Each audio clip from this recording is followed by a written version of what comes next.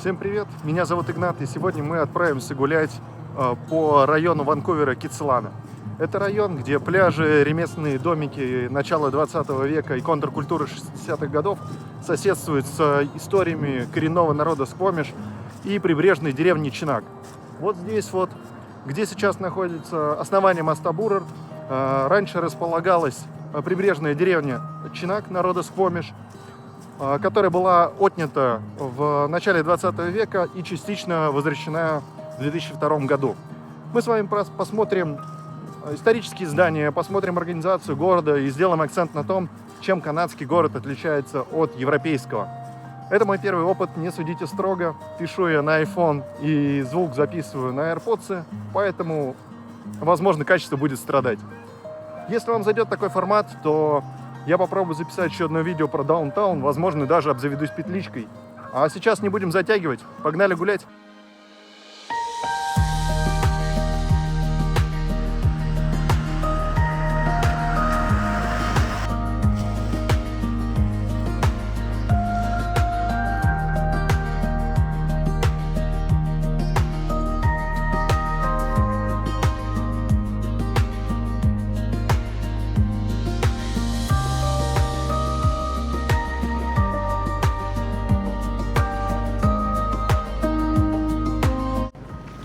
Что ж, как я и сказал, мы начали от бывшей деревни коренного народа Сквомиш, которая находится у основания моста Буррард, и сейчас движемся в сторону Китселана-Бич. Здесь вы видите Фолс-Крик, это залив, который отделяет даунтаун от южной части города, где находится район Гренвилл, Китселана и так далее. Основной город. Даунтаун сам по себе небольшой, про него, я думаю, сниму отдельное видео. А сейчас мы просто продолжим идти. Пойдем вдоль залива, дойдем до пляжа. Покажу, как выглядит сейчас пляж, потому что в Ванкувере уже началась зима или осень. Здесь как бы различий я пока не заметил. Лето начинается с середины апреля примерно. Начинается тепло и одинаково, стабильно, с одной и той же температурой 20-25 градусов, иногда чуть жарче. Держится все лето до середины сентября. В середине сентября начинается осень, холодает, и примерно до середины апреля будет такая погода, вот осенне-зимняя, да, где-то в зимние месяцы дойдет температура около нуля, плюс 5, сейчас плюс 9, притом температура в районе 10 градусов сейчас держится круглые сутки, что днем, что ночью. Нету никаких перепадов, да, ровная линия, если посмотреть прогноз. Ну и да, солнца нет, серость, поэтому идем. Пляж Китселана – один из самых узнаваемых уголков Ванкувера. Эта прибрежная зона изначально была территорией коренных народов, в частности народа Сквомиш. В конце 19 века европейские поселенцы дали пляжу имя Грирс-Бич по имени Сэма Грира, который в 1882 году получил участок земли рядом с берегом и начал тут хозяйствовать. Но уже к началу 20 века пляж начал меняться. В 1901 году городские власти заявляли, что подъезд к пляжу будет очищен, выровнен и засеян, а сам пляж освобожден от камней и коряг. С 1905 года в рекламе недвижимости появляется название Китселана. Под этим именем район и пляж начинают продаваться как курорт и жилой уголок. В 1931 году на пляже открывается знаменитый соленый открытый бассейн Китселана Пул, когда крупнейший такого типа на североамериканском побережье. 660 на 200 футов. Наполнялся он приливной водой из English Bay. Сегодня пляж Китселана – это не просто место отдыха, это слои истории. Коренные народы, первые поселенцы, городская инфраструктура начала века – все наложилось на эту полосу песка и волн. Вот пляж летом, да, как я уже говорил, здесь очень много людей, кто занимается пляжным волейболом. Вот это вот все, площадки под пляжный волейбол. Сейчас вы видите столбы, сеток нет, да, их сняли. Но летом можно прийти, поставить сетку, собрать команду и играть в пляжный волейбол. Чуть дальше будут теннисные корты, где также бесплатные городские, где можно поиграть в теннис. И кажется, впереди мы видим фестиваль какой-то небольшой с моржами. Люди купаются или закаляются в океане. Как вы видите, никого нет. И весь пляж, в принципе, пустой. Хотя летом я, наверное, подставлю фотографии, какие-то картинки, как выглядит пляж летом. И это жесть. Просто все в людях. Очень много людей. Все загорают. Что-то какие-то пикники устраивают. Потому что такая канадская традиция. В любой свободный момент ты берешь свой газовый гриль, идешь на пляж или в парк и жаришь бургеры, сосисочки, стейки и всякое такое. Вот такая у них вечеринка. Играет музычка, народ искупался, одевается. И, видимо, будет какая-то дискотека. Не будем их смущать. Пойдем отсюда дальше. Ну, а мы прошли пляж Кицилана. И сейчас выйдем к Корнуэлл-стрит. Это, можно сказать, ну, вот от этой части города, в этой части города, начиная от океана, первая улица, которая идет с востока на запад. Обычно улицы, которые идут с востока на запад, здесь называются по номерам. Первая авеню, вторая, третья, четвертая, я вам это покажу. А те, что идут с севера на юг, они носят какие-то названия. Ну что, мы отходим от пляжа, идем в сторону вглубь района. Блин, как вкусно пахнет глинтвейном. Вот это небольшой проезд, который вообще не считается улицей, у него нет номера, это задние части домов, дворов.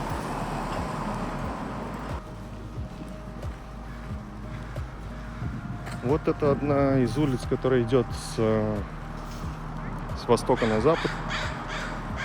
Йорк-стрит. Она без номера, да? Вместо первой, по-моему.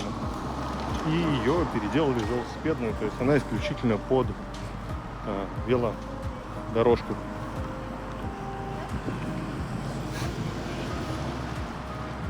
Вообще, в принципе, сам город, сетка города напоминает тетрадь в клетку. Расчерченную, вот как тетрадочка в клеточку. Улицы, которые идут, как я уже сказал, с запада на восток, в основном по номерам, а с севера на юг по названиям. И я пришел к выводу, что каждая четвертая улица является проезжей, оживленной. А три между ними, они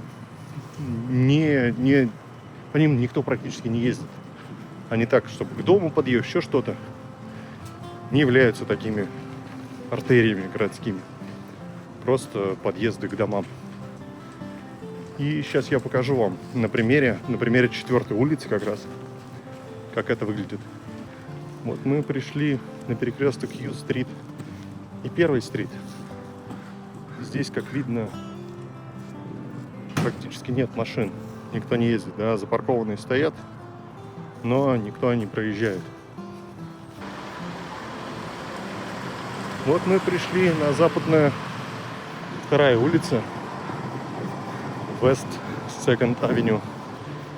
И тоже, как можно заметить, машин практически нет. Вот, собственно, восточная третья авеню.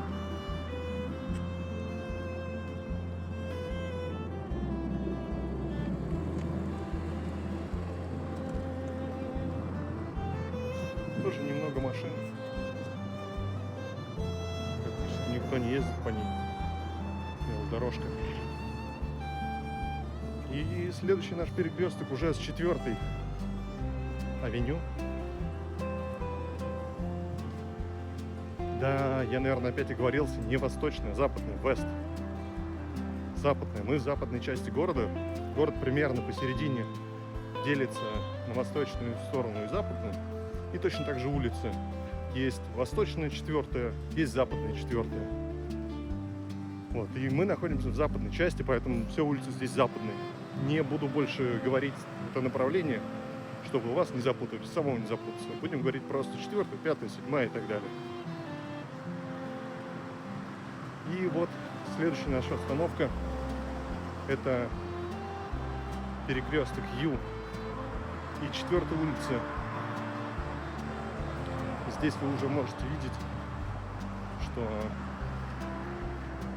абсолютно другая дорога, оживленная, по 2 полосы в каждую сторону, при том, что правая полоса в 2 раза шире, чем левая, поскольку она предназначена для парковок в том числе.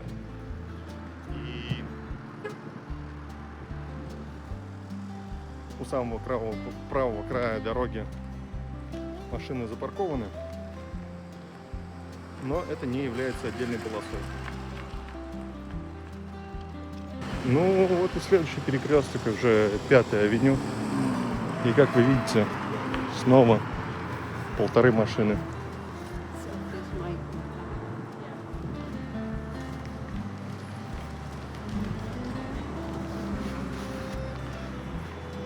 Сейчас мы держим путь в сторону Арбутус. Арбутус — это название дерева. Я не знаю, как оно будет на русском, но здесь... Сейчас дойдем, покажу. Мне нравится этот пример переиспользования пространства, реновации городской инфраструктуры, городской среды. Мне кажется, это очень удачный пример.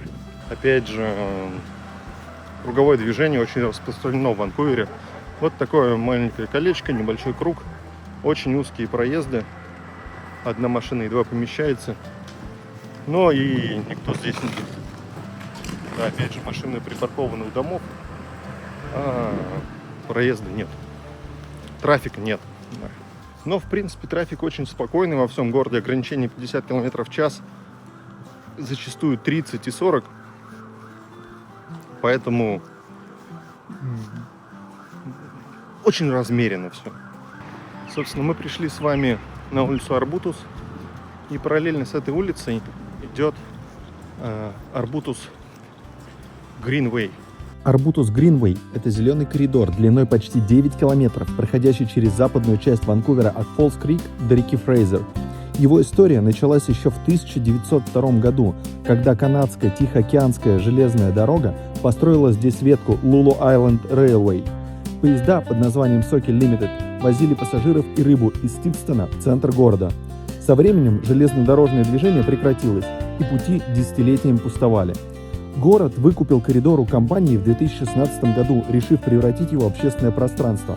Сегодня Арбутус Гринвей – это пешеходная и велосипедная магистраль, соединяющая жилые кварталы, парки и магазины. Весной она утопает в цветах и стала одним из самых любимых маршрутов для прогулок в Ванкувере, символом того, как бывшая промышленная артерия может превратиться в зеленое сердце города. Мне кажется, это хороший пример такой реновации, потому что железная дорога утратила свой смысл здесь, да, она никому не нужна и никто не пользуется. А вот сделать приятное место для прогулок и для покатушек на велосипеде, почему бы нет, довольно живописная улица. Осень, конечно, офигенская, да? Еще обратите внимание, что 3 недели кряду идут дожди. Каждый день идет дождь. Но на улицах практически нет луж. И я вам сейчас покажу вот на примере Вайн-стрит, что там тоже довольно сухо. Вы не увидите луж, каких-то колдобин. Не только потому, что за дорогами они ухаживают, но еще и потому, что эти дороги хорошо спроектированы.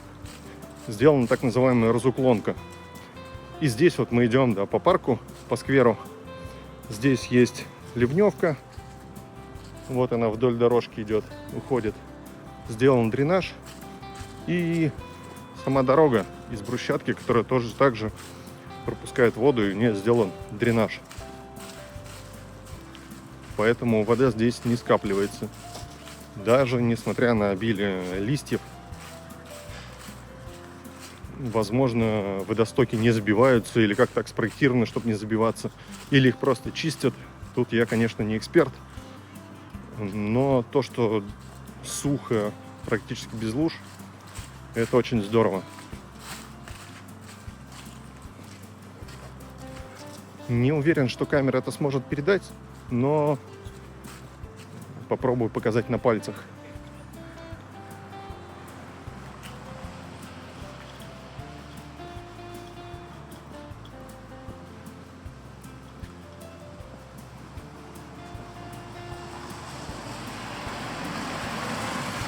Вот Вайн-стрит.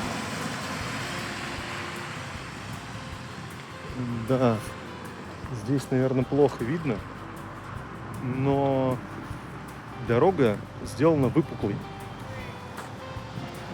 У нее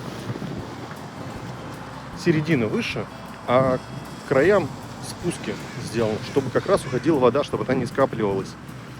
И до недавнего времени я, когда ехал за рулем на машине, меня немножко напрягало, что машину ведет влево. То есть, если отпустишь руль, чуть-чуть тебя будет водить влево. Я подумал, что надо сделать развал схождения, но буквально на днях я сложил 2 плюс 2 и понял, что просто в силу разуклонки, которая сделана на дорогах, машину ведет влево, потому что дорога неровная, она с таким скатом, покатистая. Вот. Ну и успокоился на этом. Остановлюсь попить водички, потому что в горле пересохло. Штурмовик.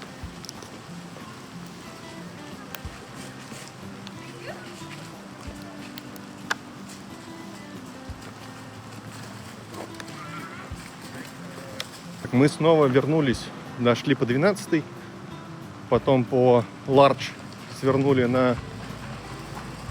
С 12-й свернули на Ларч, направо, и вот мы снова оказались на 10-й авеню. Здесь она уже двухсторонняя, да, но ширину полос вы сами можете оценить. Разъехаться практически вдвоем иногда бывает сложно.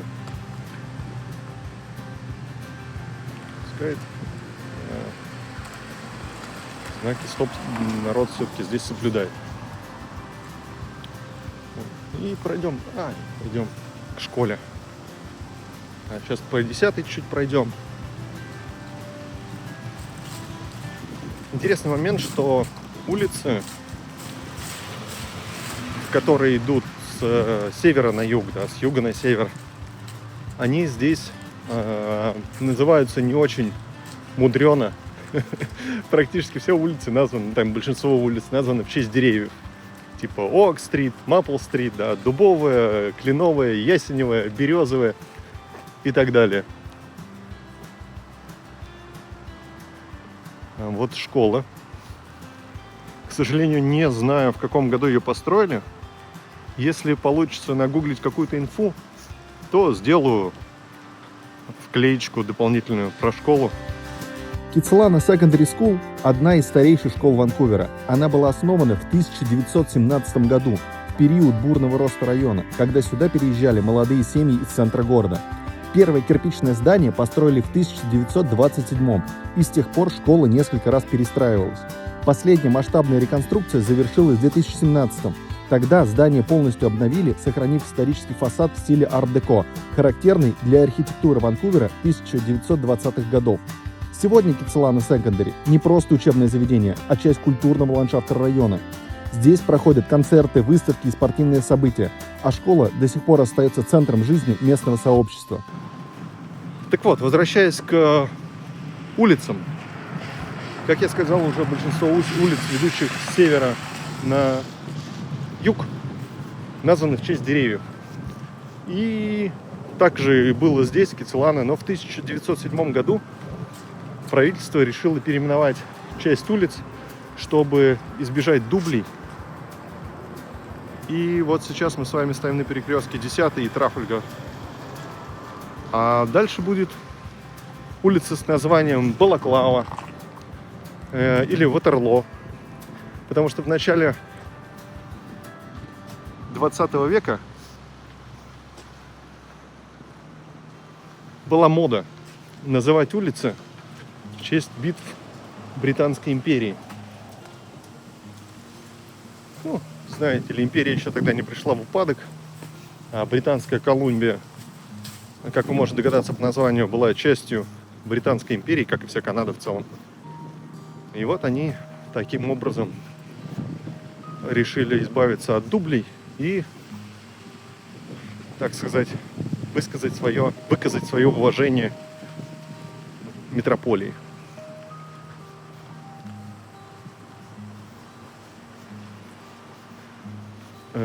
Но в 2025 году случилось еще одно переименование. О нем я тоже расскажу чуть-чуть попозже.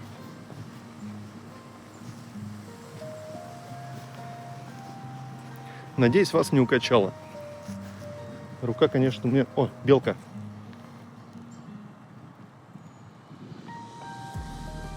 Что-то стырила. Не то чтобы у меня СДВГ или рассеянное внимание, просто белка. Кстати, примечательно, черные белки я впервые здесь встретил. Я привык как-то к рыжим белкам и черных никогда не видел. Но вот здесь как раз распространены черные белки. Про район Кицилана вообще, в принципе, говорят, что это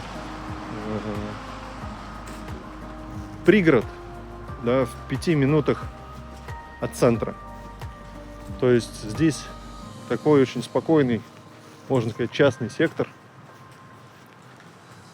но в самом центре города. Ну, не в самом, но вот в 5 минутах, да, сесть на машину, 5 минут ты там. Я в даунтаун доезжаю из дома за 15 минут на велосипеде. И...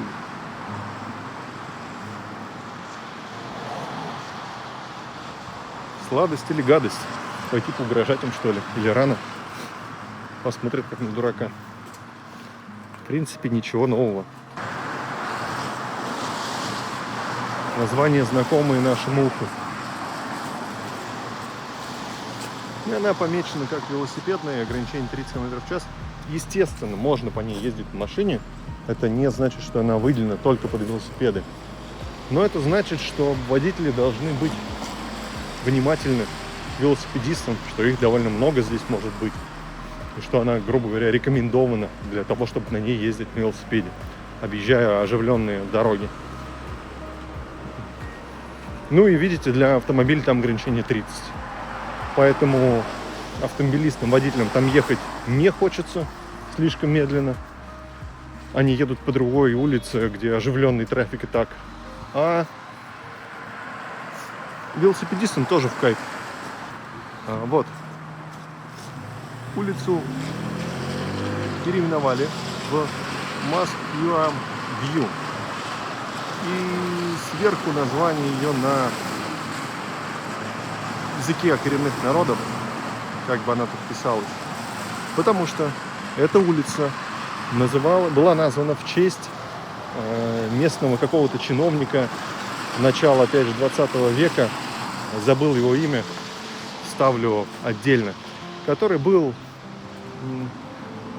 националистом и расистом довольно правых, недолюбливал коренное население, indigenous.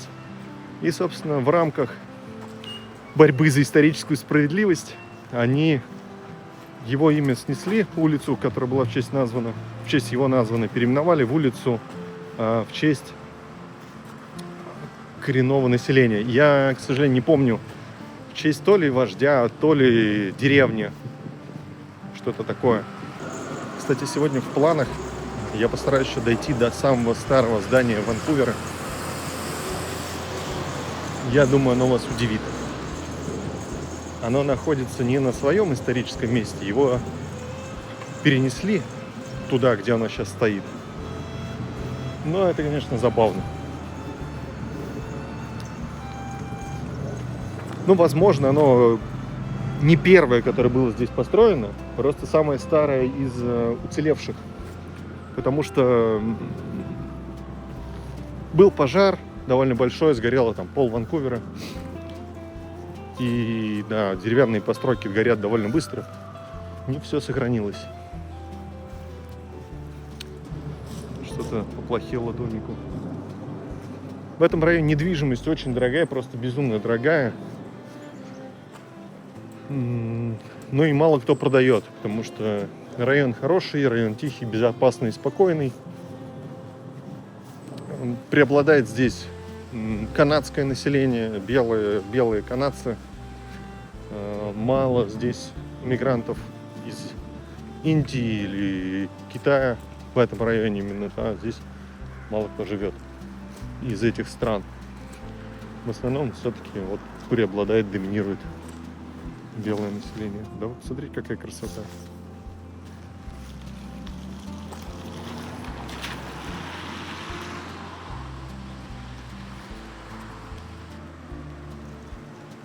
Люди готовятся к Хэллоуину.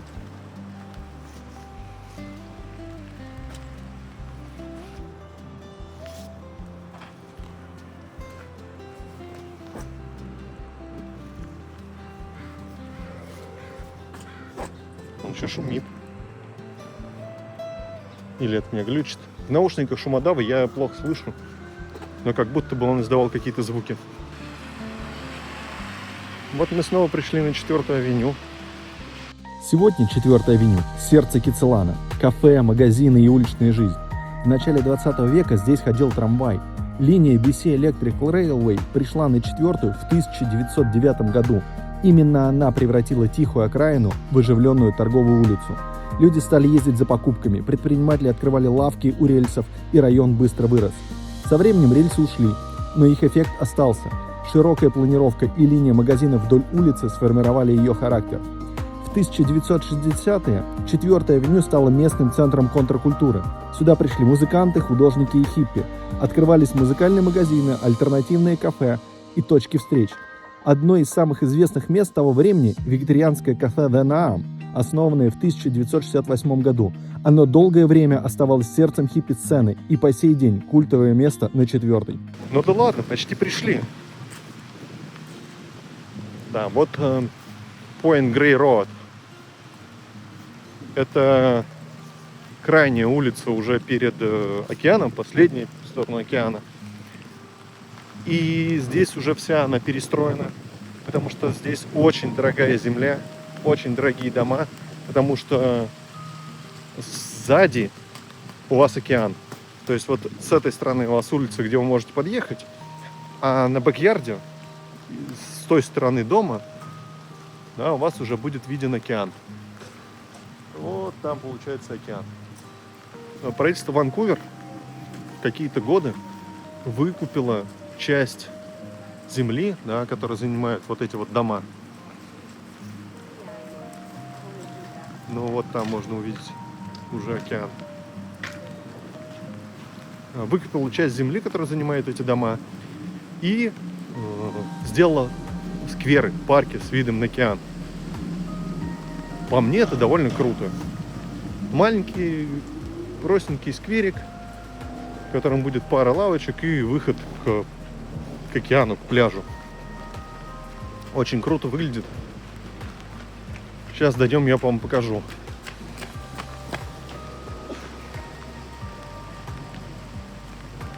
Ну вот, пожалуйста, один из таких примеров. Джин Бьюти Парк. Здесь когда-то был дом, то есть это была чья-то территория. Потому что слева дом ремонтируют, справа вот дом стоит.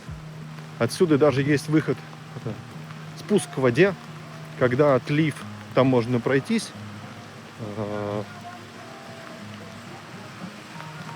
Когда прилив, соответственно, нет, он приливает до самого края. Мы сейчас с вами, ну давайте быстренько спустимся, добежим, посмотрим, отлив ли сейчас или прилив. И потом вернемся наверх, продолжим наше движение в сторону Джерико-Бич. Можно было, конечно, пройти прям по набережной, но нет, нельзя, потому что прилив. Да. Прилив тут никуда не пройдешь.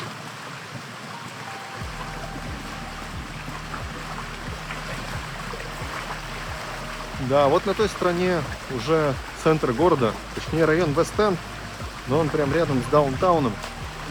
И вот здесь вот Стэнли Парк, в тумане его не видно, но я вам покажу в следующий раз. Что ж, возвращаемся в цивилизацию.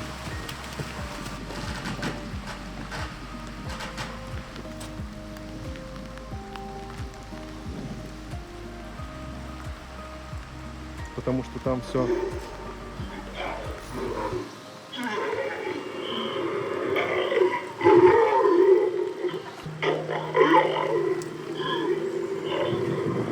какой ужас.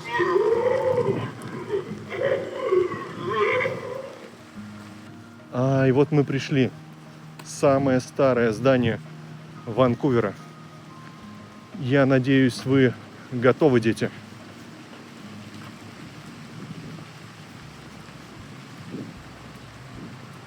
Так, парк-музей Хастинг-Милл.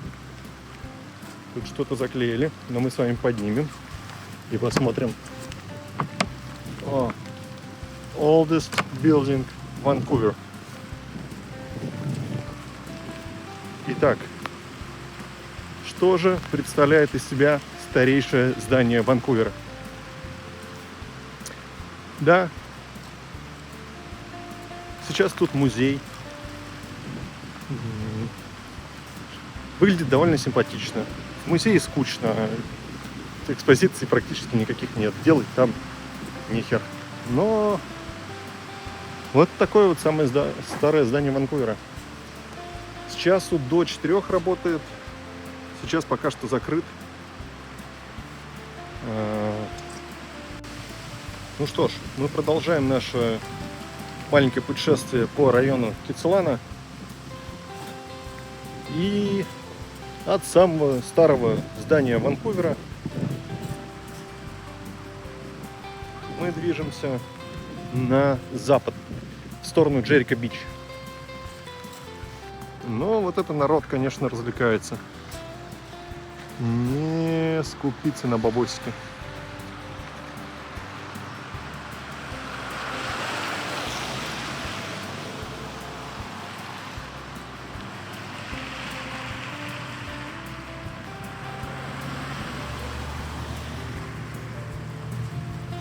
Здесь у дома ничего нет.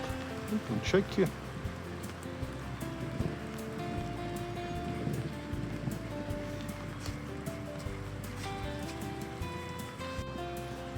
Так, ну вот мы с вами пришли на Джерико-Бич. Джерико-Бич — это не просто пляж.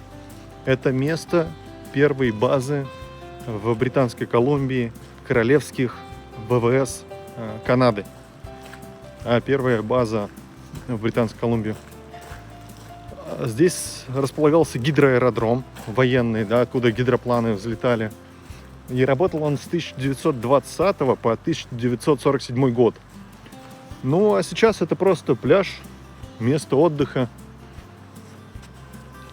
Ну и как видите, да, в такую погоду никого здесь нет. Хотя летом тоже на всех бревнышках сидят люди, отдыхают. Вообще каждый пляж в Ванкувере оборудован какой-то инфраструктурой. То есть есть кафетерий, где можно взять что-то перекусить, поесть, да, какой-нибудь хот-дог или там еще что-то, бургер. Есть туалет, есть вот такой душ, чтобы сполоснуться, если вы купались в море. Да, место там в душе, чтобы переодеться. Фонтанчик. Велопарковка. Вот основной такой минимальный, необходимый и достаточный набор каждого пляжа в Ванкувере. Ну и вот такие бревнышки. Опять же, интересное использование, да? То есть лесозаготовки — большая часть экономики Британской Колумбии. Порт и лес. Соответственно, лес они сплавляют. И иногда эти бревна просто выносят. Иногда специально там привозят, да, но практически на всех пляжах они будут оформлены вот так. Будут лежать бревнышки, на которых можно сидеть, возле которых можно сидеть на пляже, просто облокотившись. И это довольно интересное сочетание местной, да, какой-то вот культуры, традиции с удобством. То есть были никому не нужные бревна. Ну, затерялись они где-то, не туда заплыли, их выловили, привезли, положили. Дешево, удобно, функционально и не вычурно, да, то есть не надо строить себе каких-нибудь, ставить лавки, я не знаю, шезлонги пластиковые, дешевые. Нет, ничего этого нет. Ну вот и все. Спасибо, что были сегодня со мной. Я надеюсь, вам понравилось. Я, как видите, весь промок и немножко даже замерз. Так что с вас комментарий, лайк, подписка. И мы обязательно, я думаю, с вами продолжим, но уже в даунтауне. Сегодня мы прошли весь Кицилана по диагонали, посмотрели историческую застройку начала 20 века, посмотрели современное благоустройство немножко узнали истории этого района. И я тоже с вами узнал, когда готовился к этому видео. Ну, надеюсь, вам было интересно. Всем пока, до новых встреч!